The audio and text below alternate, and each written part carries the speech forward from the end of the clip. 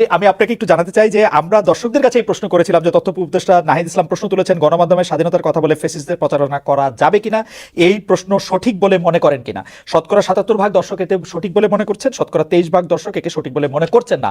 ৫০,০০০ দর্শক ভোট দিয়েছেন। কিন্তু জনাব নাহিদ ইসলাম, এটি আমরা এখন চিত্র দেখতে পাচ্ছি, জনাব নাহিদ ইসলাম প্রায় ১৯৯৩ থেকে এটা ৩১ বছর ধরে সাংবাদিকতা করাই এই দাবি নিয়ে আমি বলতে চাই যে আপনি যেটিকে বলছেন হচ্ছে স্বাধীনতার কথা বলে ফেসিস্টদের প্রচারণার তো অনেক বেশি বয়স না, এবং ফেসিস্টদের প্রচারণা তো আসলে অন্যরা আলাদা করতে পারে, যেমন আওয়ামী লীগ আমলে আমরা আলাদা করতে পারতাম। আপনি যদি ফেসিস্টদের প্রচারণা বলে কারো জবান বন্ধ করতে চান, এটি আসলে খুব ঠিক কাজ হবে কিনা, আপনার কাছে আমার এটি প্রশ্ন। না দেখুন, এখন তাহলে আপনাকে আরো মূল জায়গায় আসতে হবে যে আওয়ামী লীগ কি রাজনৈতিক কার্যক্রম এই মুহূর্তে করতে পারবে কিনা, বাক স্বাধীনতা বা রাজনৈতিক স্বাধীনতার কথা বলে। এখন আওয়ামী লীগ ফ্যাসিজমের সাথে জড়িত, গণহত্যার সাথে জড়িত, এবং তার বিচার প্রক্রিয়া চলছে। তো ফ্যাসিজমের সাথে যেহেতু তারা জড়িত এবং বিচার প্রক্রিয়া চলছে, এই মুহূর্তে আমরা বলেছি যে তার রাজনীতি করার সুযোগ নেই। তা আওয়ামী লীগ দল হিসেবে যেহেতু তার রাজনীতি করার সুযোগ নেই, তার আদর্শ প্রচারণা করাও আসলে সুযোগ নেই। তো সেই জায়গা থেকেই না, সেটি আপনাদের সিদ্ধান্ত। আওয়ামী লীগ যেমন মানে তার সরকারের নির্বাহী সিদ্ধান্তে সে জামাত ইসলামের রাজনীতি নিষিদ্ধ করেছিল, আপনারাও সেটি করতে পারেন, কিন্তু সেটা আপনার মুখে বলছেন কেন আওয়ামী লীগের রাজনীতি নিষিদ্ধ ঘোষণা করেন? এটা আপনার মুখের কথা, তো এটি কেমন কেমন মনে হয় যে এটি মানে একটা প্রত্যেকটা জিনিসের একটা ইয়া আছে না, আপনি তো নিষিদ্ধ করতেই পারেন ইচ্ছা করলে। সেটি কি আপনি ট্রাই করেছেন বা করছেন আপনারা? যে আপনি বলছেন যে আওয়ামী লীগ রাজনীতি করতে পারবে না, কিন্তু সেটি আপনারা রাষ্ট্রীয়ভাবে সিদ্ধান্ত নেন, সরকারিভাবে সিদ্ধান্ত নেন যে আওয়ামী লীগ রাজনীতি করতে পারবে না।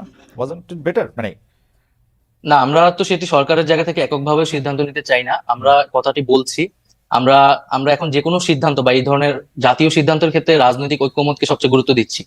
ফলে রাজনৈতিক অন্যান্য দলগুলোরও এই বিষয়ে মতামতের প্রয়োজন আছে।